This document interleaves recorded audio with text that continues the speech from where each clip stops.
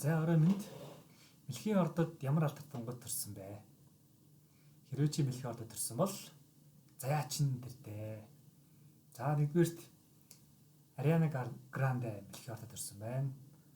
Дараа нь Америкийн хипхопчин 50 Cent Мэлхийн ордод төрсөн байна.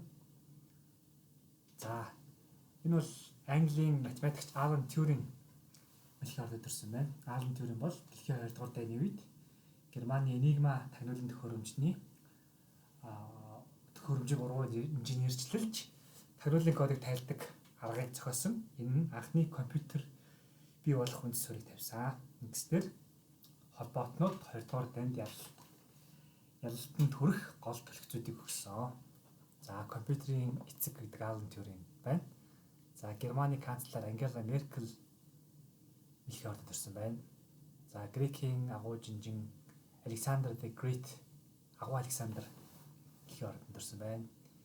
Английн гүнж Diana Spencer Мэлхийн ордод төрсөн байна. Dolly the Sheep. За энэ бол Dolly хонь буюу 1996 онд хуруу шилнээс гаргаж авсан хонь Мэлхийн ордод төрсөн байна. Клоны аргаар гаргаж авсан анхны амьтан. За Elon Musk Мэлхийн ордод төрсөн байна. Мэлхийн ордныхан бол маш их мөрөөдөлтөхийн хүмүүс байдаг.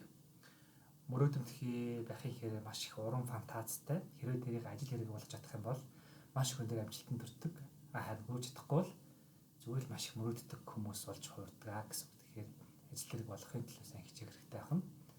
За энэ хүн бол Жорж Буш Америкийн нэгдсэн улсын ерөнхийлөгч. За дараачаар Мэлхийн ордод төрсөн бол Японы эзэн Хирохито дэлхийн 2 дугаар дайны үед Японыг өдөртөж байсан Хирохито байна. За энэ бол агуу Никола Тесла Мэлхийн ордод төрсөн байна. Түүний хэлсэнчлэн маш их уран сэтгэмжтэй, уран фантазтай хүн. Тийм болохоор олон нээлттэй хийсэн. Гол тэрийг бодит ажил хэрэг болгож хэрэгжүүлж чадсан. За уран сэтгэмж бас спортод ч бас хэрэгтэй. Энэ бол Лионел Месси хөлбөмбөг тоглохдоо маш сайн хуурах олон аргуудыг Мэлхийн ордны даваа талд гаргадаг байх гэж бодож байна. За Том Круз Мэлхийн ордод төрсөн байна. За төмөр хүчит Майк Тайсон Мэлхийн ордод төрсөн байна. За баярлалаа. Та бүхэн лайк, subscribe байгаарай.